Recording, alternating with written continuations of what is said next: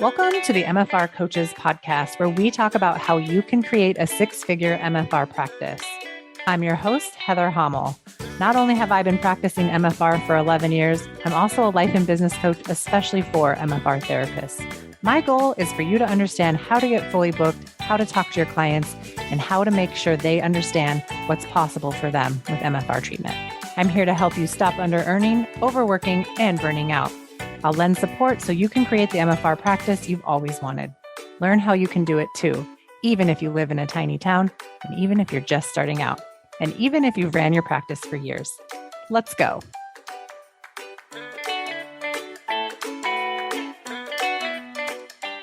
Hey, everybody, and welcome back to another episode of the MFR Coaches podcast. I'm joined today by one of my funnest guests, Gina Knox. Hello. And also by a live studio audience for the very first time ever, which is made up of Mastermind students who are members of my Beyond 100K Mastermind program. So we are going to be talking because we are doing a big Mastermind in-person event right now. And then we are going to be interviewing some of our guests that are in the audience. So let's break it down. How's it going? It's going good today. We've got a lot done today. Yeah. Do you have an aha you want to share from today? Oh my goodness. I didn't know I was going to have to answer this one too. Yeah.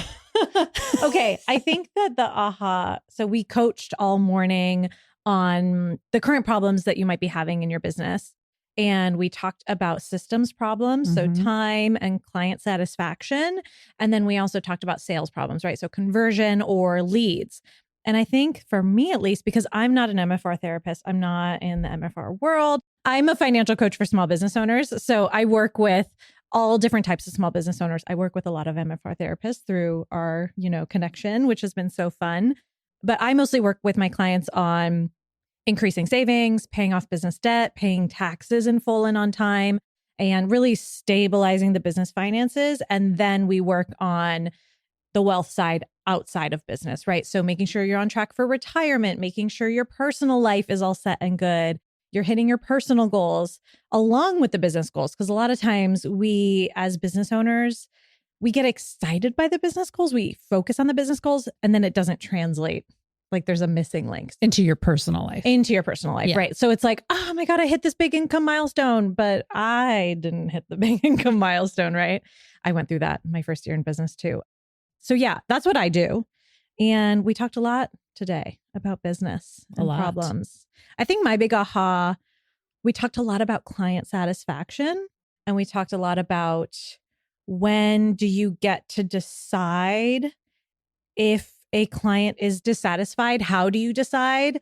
And I think a lot of times, and not just MFR therapists, but small businesses in general, we make up a lot of stories about, oh, this person must be mad at me, even though they haven't actually said it to you or like written you a bad review or anything. We're just making up stories. And then how do we behave in our businesses? What decisions are we making in our businesses when we believe our made up stories? And sometimes our made up stories are correct, right? But a lot of times they're false. We're just like assuming things and then behaving in a certain way. Like we might be refunding people, or we might be not following up with them as much, or we might just be like making business decisions because we think a certain way. So that was an aha for me. Yeah. How about you? Really good.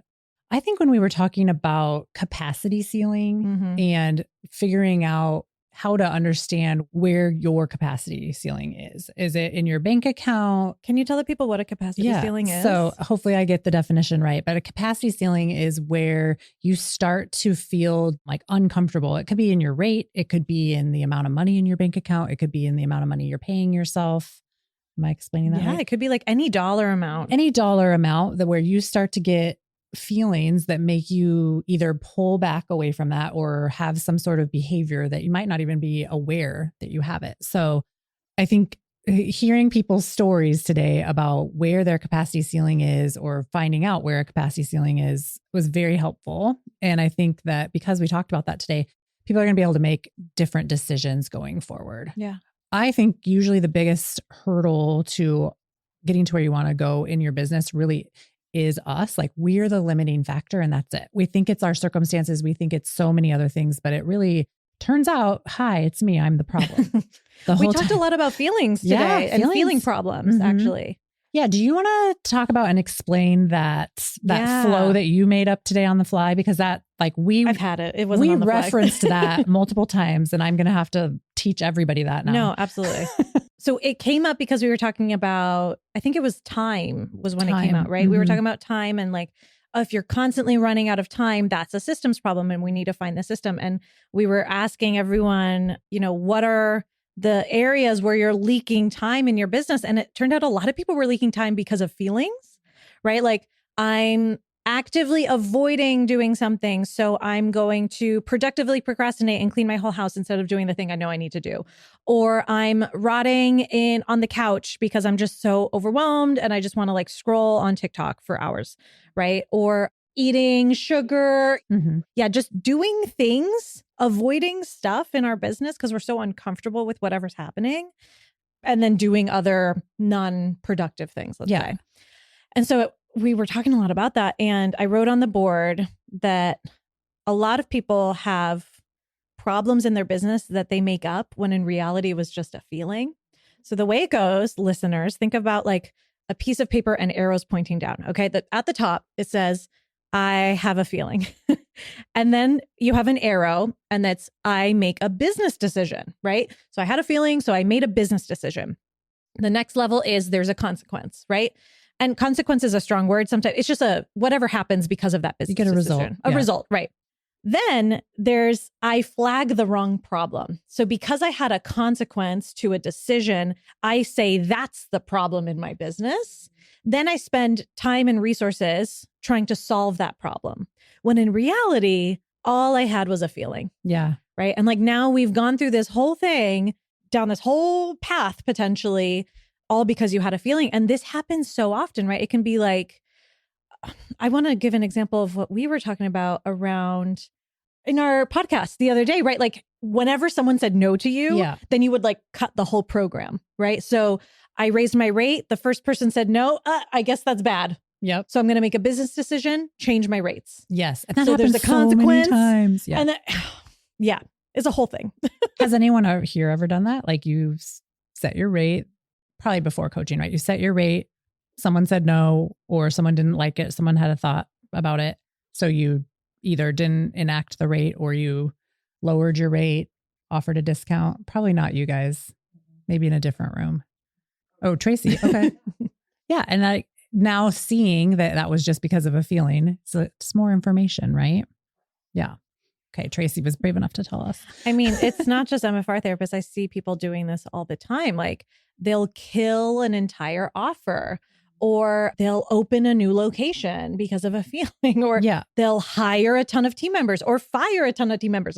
So many times I'm seeing small businesses something went wrong, or I got rejected, or maybe a client was mad at me and I had such a strong emotional reaction. Instead of dealing with that, I just went and changed a whole thing about my business. Yeah. Speaking about that too, going back to what you said was your biggest aha, which was the client satisfaction. Yes. Thank you. Is this rule we made today, which was you're not allowed to really act on client dissatisfaction unless someone has in writing, in person, or through a review, which would be in writing, told you that they have a problem with you or your business, the services that they got.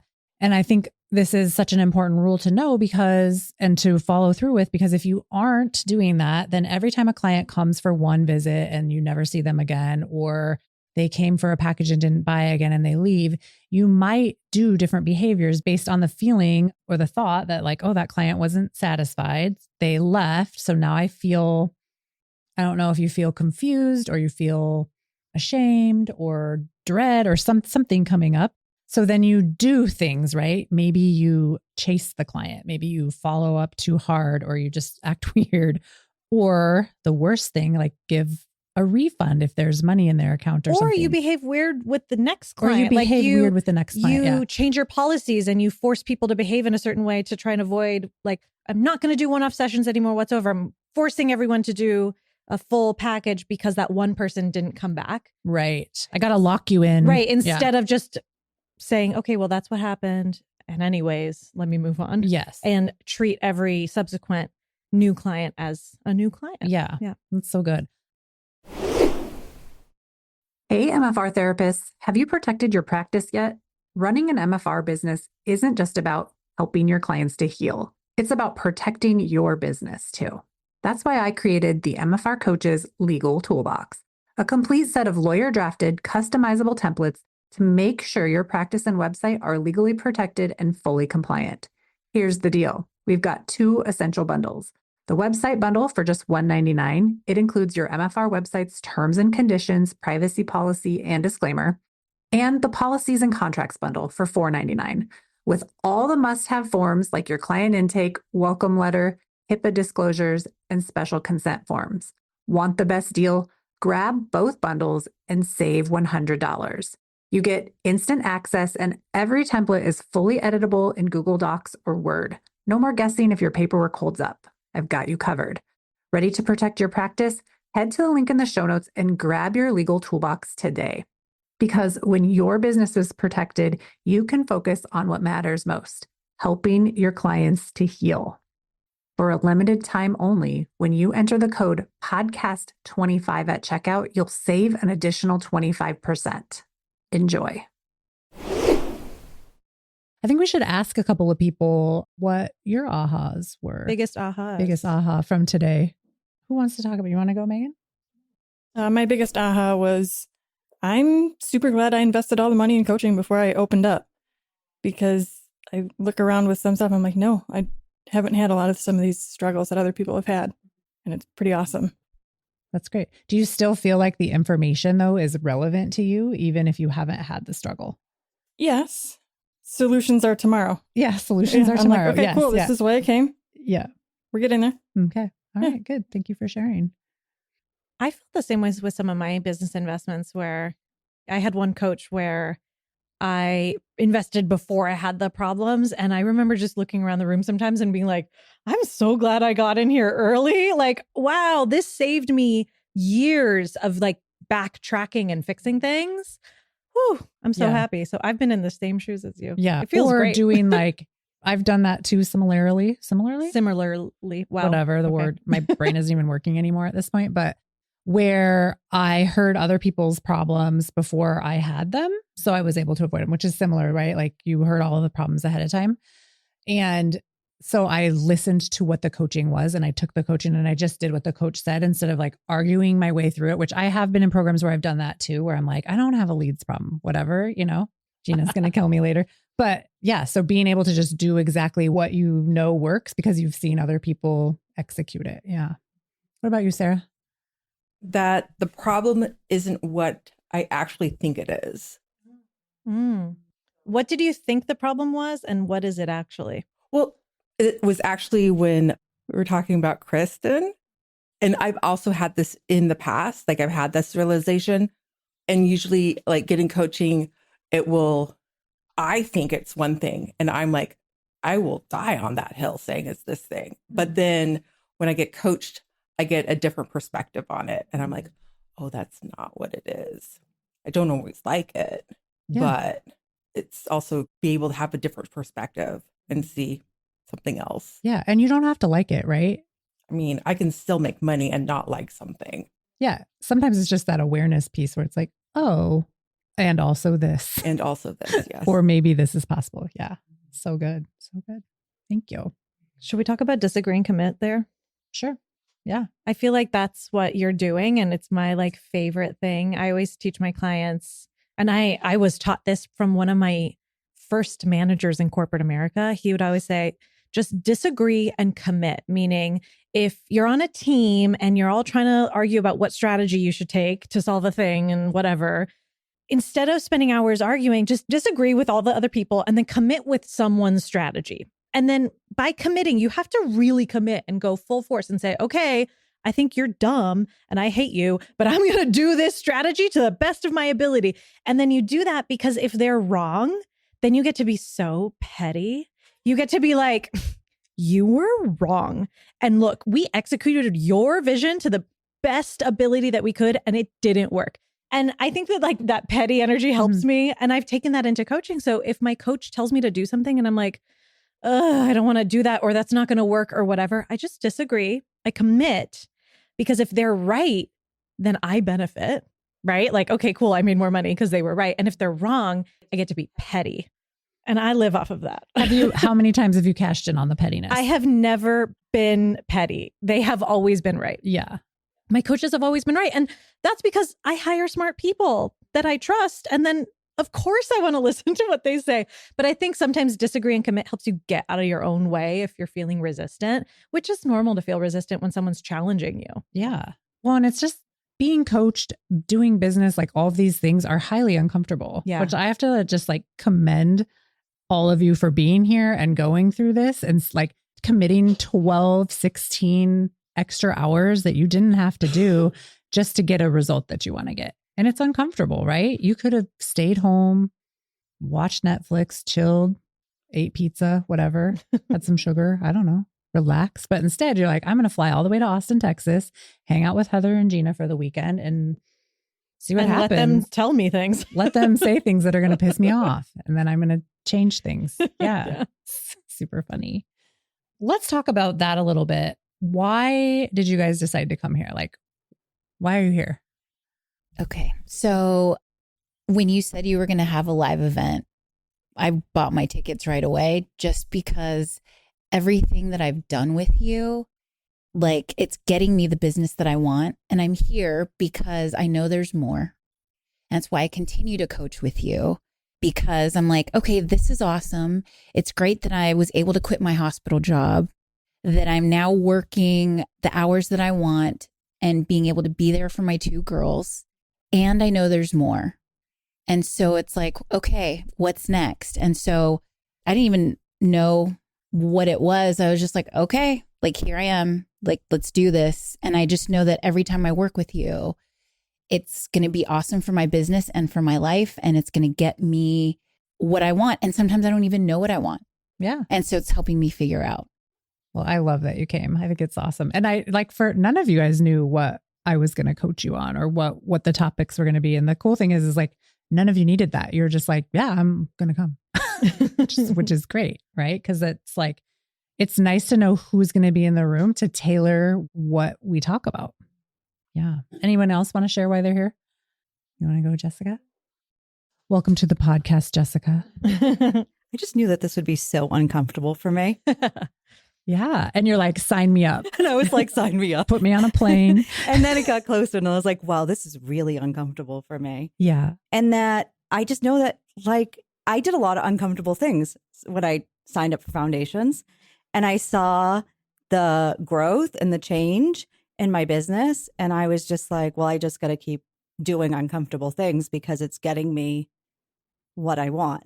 Right. And then I also wanted to be around the other like in person. I wanted to like, I knew that these were practitioners that were either having goals that I have or similar or are already there. And I just wanted to be around more of that. And I just knew that this would be the, just to be around, have this experience. Yeah, for sure. Yeah. I love it. I love to like, that's one of my goals for myself for this year is to put myself in really uncomfortable positions. And even just like putting on a live event, remember me being like, oh, that would be like the worst thing I could do. And Gina's like, maybe, but maybe not. And doing it. Like here we are, we're doing it. We're halfway through and we're all mostly alive and thriving through it and learning together. And I think too, just being in the energy of everybody in person. Some of you I've never met in person before. A couple of you. Well, let's see. I feel like Chris and Jessica were the only, no, I've met Jessica in person. Chris, are you the only one I hadn't met in person before? That's so crazy. So crazy to me. But we've spent so much time on Zoom. It's like we've met before. Yes. Like I met Jessica a long time ago at a MFR seminar in Sedona. Mm-hmm. Yeah. Back in the day. Okay. Anybody else want to share why they're here? You want to, Tracy? I came here this week to expand my capacity. And I want to better my business and I want to learn more. I'm learning so much and I really wanted to be in a room where I knew I would be supported and continue to be supported with all these great colleagues of mine. And we have the same commonality is to make money. Yeah. So I feel honored, and I just want to see a different part of the country. Yeah.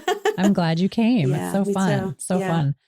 What do you guys think about being an MFR therapist, being a service provider, and being in a room with other women where, and there's men in our mastermind too, but for right now, it's all women here.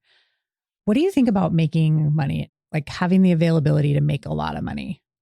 Because I don't think this is something that's like openly talked about in our community where people are like, yeah, my goal is to make $200,000, $300,000. So what is that like, knowing that that can be something that you could do or are doing? Some of you are doing that.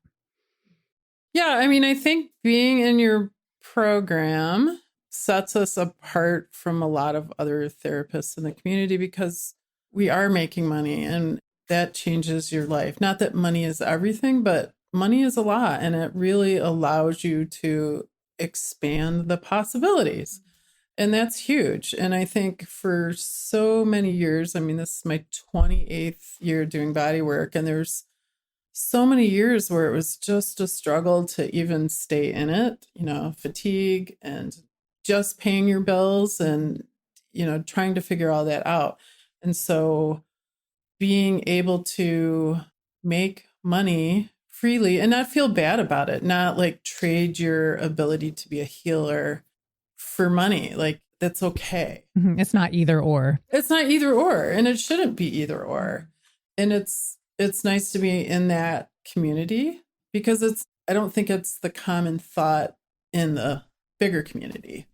I always feel like there's this sort of a need to sacrifice yourself in order to heal other people. And I don't think that that's the case. I think you can have both.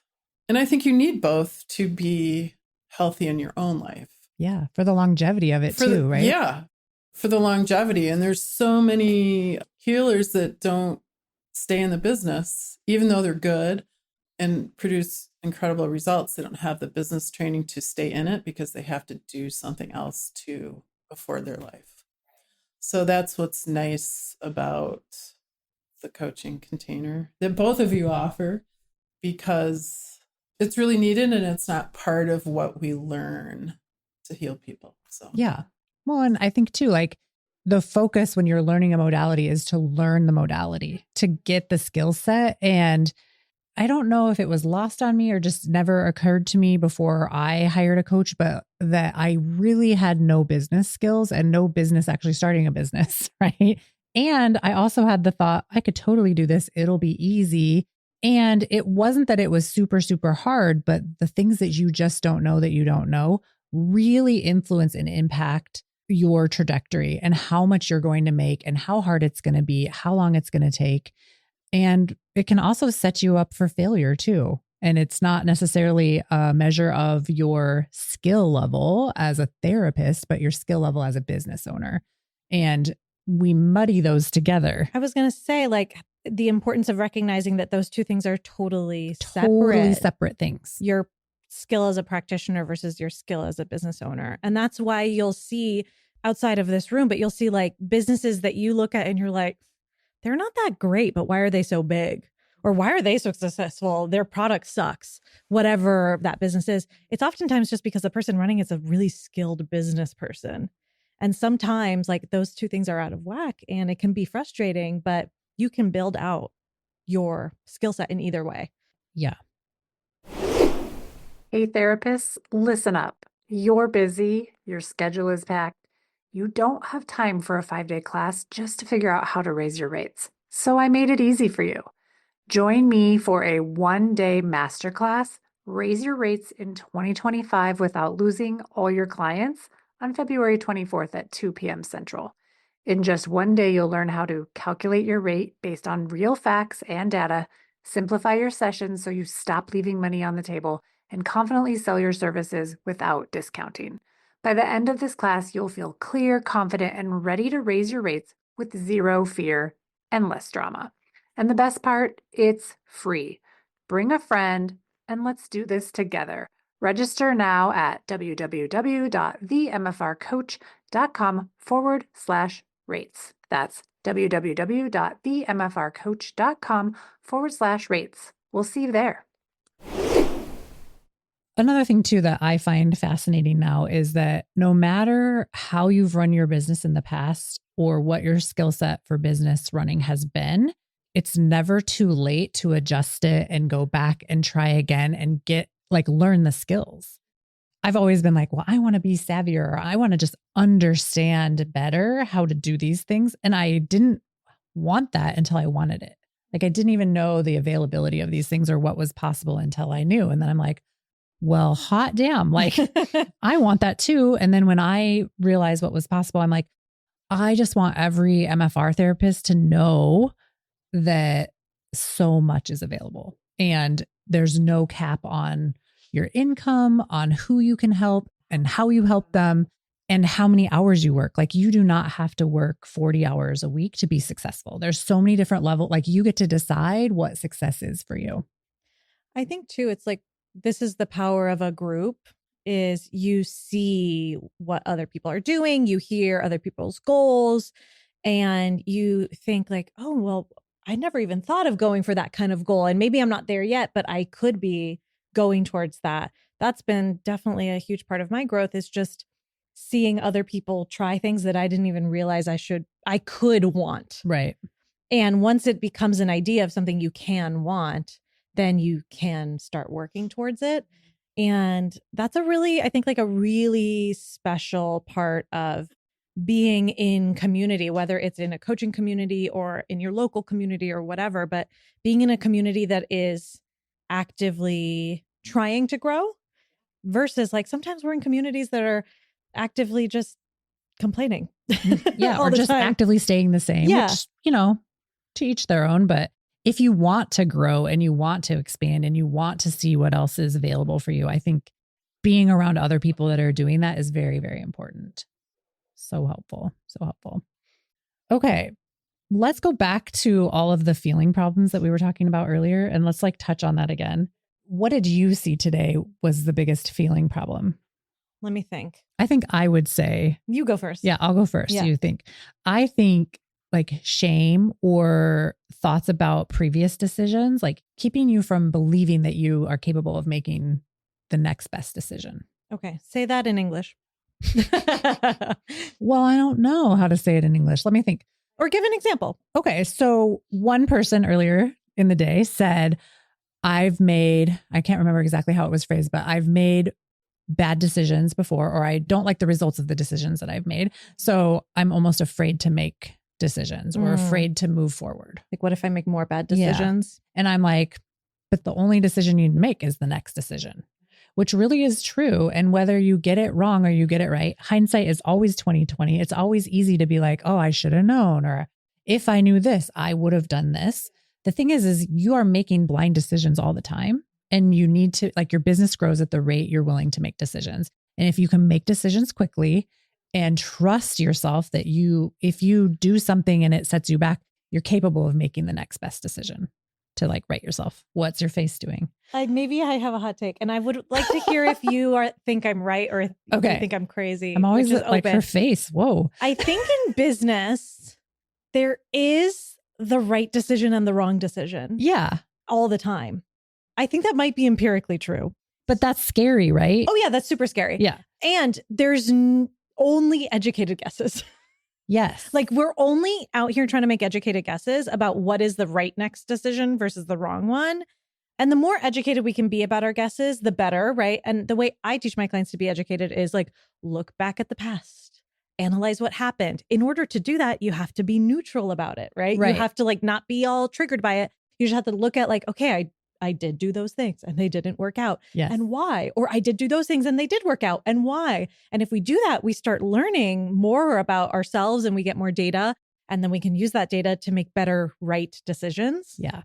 You're getting the decision right more often than you're getting it wrong. But you're still going to get them wrong. Yeah. Because at the end of the day, it still is an educated guess. But the people, to your point of the people who make more decisions faster are the people who are going to get more data faster. And ultimately it's the data that you want because the data is going to make your betting average better. Yeah. If you go and you make 100 offers, right? And you try to sell to 100 different people, you're going to have a much bigger data set than someone who sold to 5 people. Yeah. And then you can evaluate what went well, what didn't Yeah. go well. What do you want to do differently? This can be for anything, right? This can be for what software you pick for your booking or who you hire to do SEO, or Yeah. like it could be for any business decision. Oh yeah. And booking, like everybody here is beyond like, which booking app am I going to use? Thank God. But a lot of people that are going to be listening to this are not. And they're Yeah. making that like one of the biggest decisions of their life, only because if they pick one and they don't like it, they don't want to have to do it again. It's kind of like stuff, you will pick stuff and it will work until it doesn't work. And if you knew now that you're going to go through 25 booking apps by the end of your business, Right. like, would you ever start? Like if I said, Gina, pick one because this is like one of 25 that you're going to go through, and not because anything's wrong. It's just because like it's going to work for you until it doesn't. Or like You're going to have also different needs. apps close. Apps change. Yeah. Or you might need a function or a feature that it doesn't have and you all of a sudden need it. Or in some cases, maybe you hit the jackpot with that first one and you keep it forever. Amazing. Love that for you. Yeah, I think to the point of like right and wrong, you're gonna make wrong choices. You're gonna fail. Yeah. But it's like your willingness to fail, like to have that as a possibility. I think that some people's unwillingness to fail comes from the idea that they shouldn't be failing. So they're like, I shouldn't fail.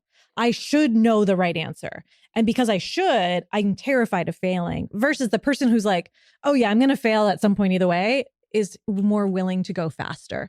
So how, if you're the kind of person that's like a perfectionist and Yeah. doesn't want to fail, like how do you bridge that gap?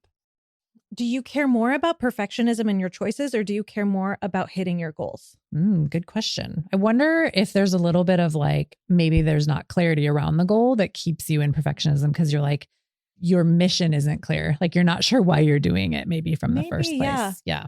And I was like, maybe you don't even have a goal. You're like just floating through. And when I say goal, I mean like a business annual revenue goal, right? Mhm. I want to make $50,000 this year, or I want to make $150,000 this year.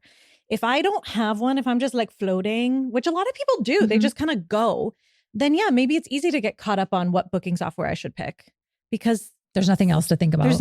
that's maybe the most important thing. Mhm. But if you're like, I'm have to make $150,000 this year, and that means X amount a month, and that means this amount of bookings, I don't have time to think about the booking software. Just pick one. Mhm. So yeah, maybe you need a goal Yeah.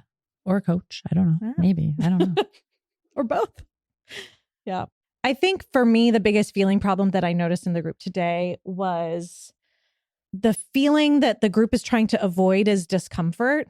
There's a lot of discomfort with discomfort Mhm. versus a lot of comfort with discomfort, right?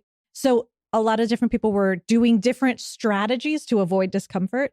One of them, was the buffering, like cleaning my house, productive procrastination, or scrolling on Instagram, or eating sugar, or like whatever it is. There was a lot of discomfort with discomfort. And I think that led to a lot of business decisions, not only just like procrastination, but not wanting to raise my rates because of discomfort, right? Or not wanting to quote unquote hard sell because that feels so uncomfortable, Mhm. right? And the idea, and I think that maybe that also comes from like, well, I don't want to make them feel uncomfortable. So I'm uncomfortable and they're Yeah. Imagined discomfort too. Imagine discomfort for the other person and then the actual discomfort for the person. I mean, a couple people were like, thinking about this is making me sweat, or like I'm turning red. Yeah. There was actually a lot of bodily reactions to different numbers. We did with a couple people, we calculated what their hourly rate should be if they want to hit a goal that we Mhm. reverse engineered. Which usually happens, right? Because it's usually way higher than they think.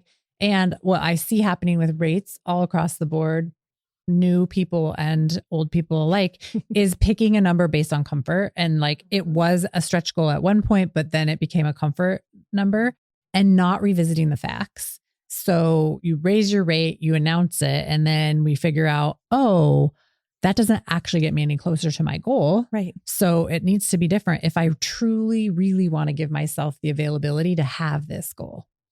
And I think that brings us to a lot of times with the rates specifically, it comes back to like owner's pay or take home pay. What do you want to earn, or what do you need to earn? Actually, a lot of us are just making those decisions based off our bills. Yeah. Right? Like, well, I only need to earn $3,000 a month. And it's like, okay, but are you taking into consideration all the other things in your life that come up maybe not monthly, or our surprises, or potentially retirement, like all these other things. And if Mhm. you did take those into consideration, does your current rate actually afford you that?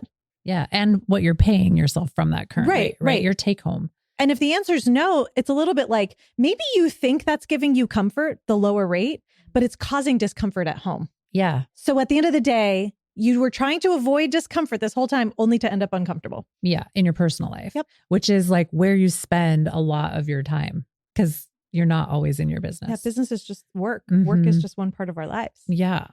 So I wonder if one of the outcomes from this weekend is going to be like the ability to have more discomfort in your business to create more comfort in your personal life or vice versa. Like, Or just how can we get comfortable being uncomfortable? yeah, how can we just welcome that discomfort? Like Jessica coming here, like being like, I'm signing up to be uncomfortable. She's like, I am so uncomfortable being here right now. But I'm here. I'm stretching Yeah. myself, which is great.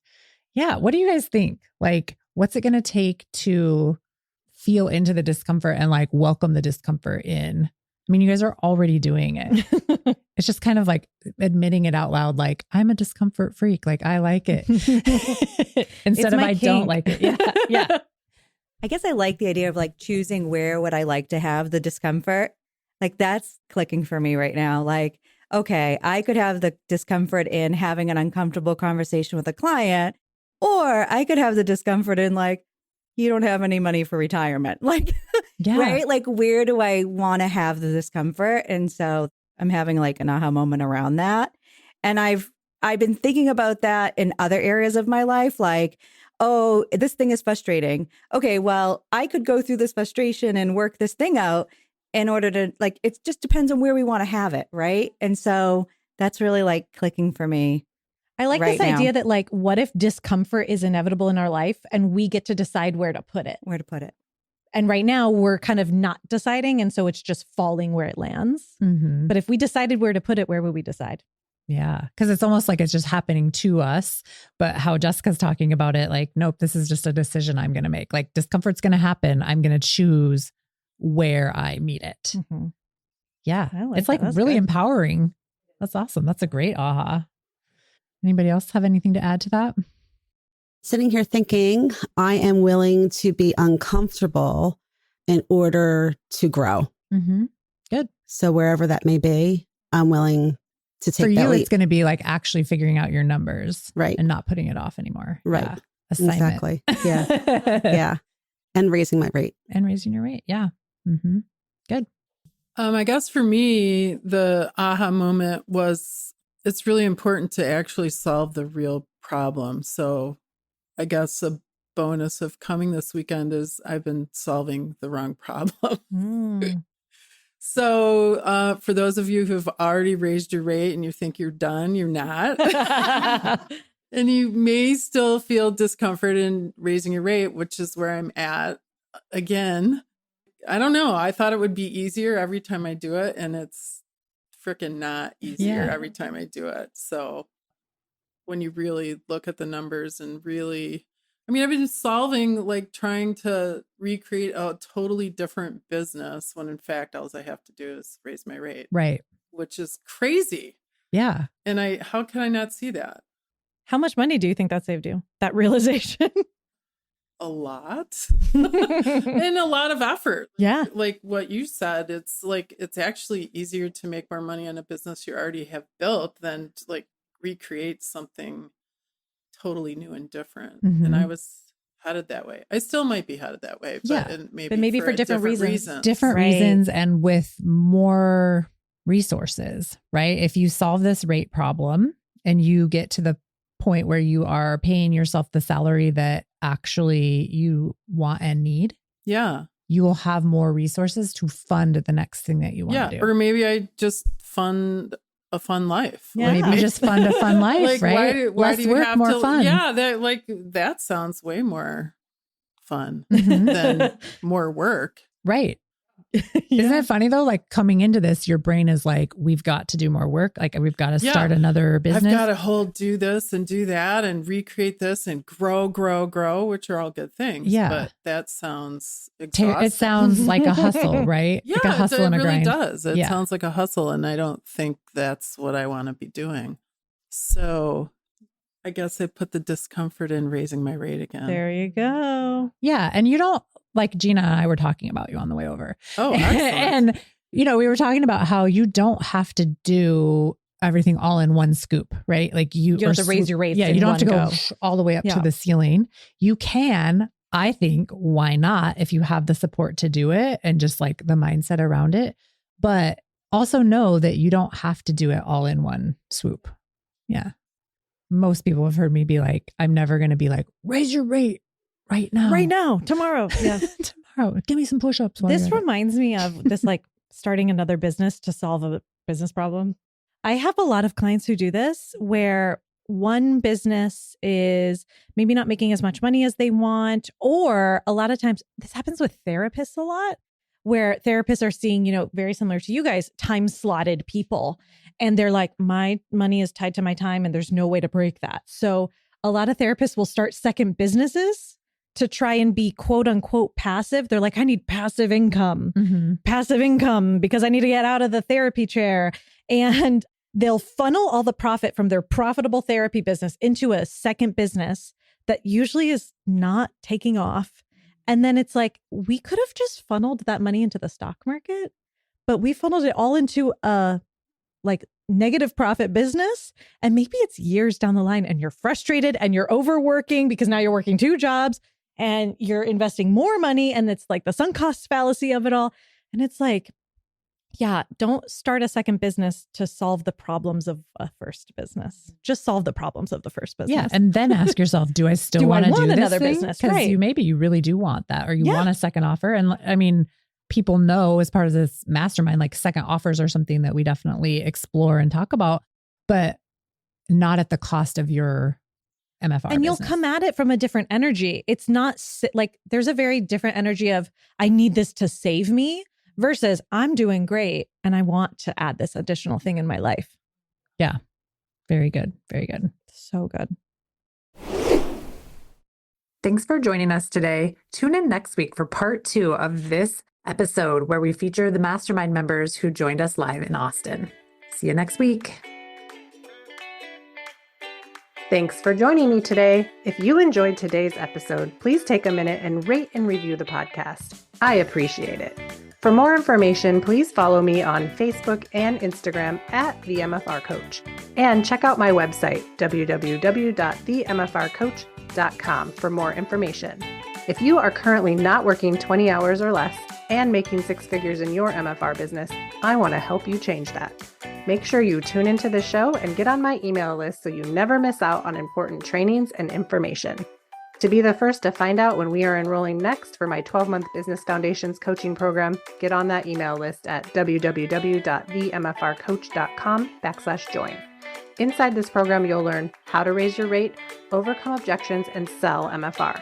You'll become the MFR therapist that never under-earns and never burns out. It's up to us to make MFR mainstream, and it starts with you and your successful MFR practice. See you next week.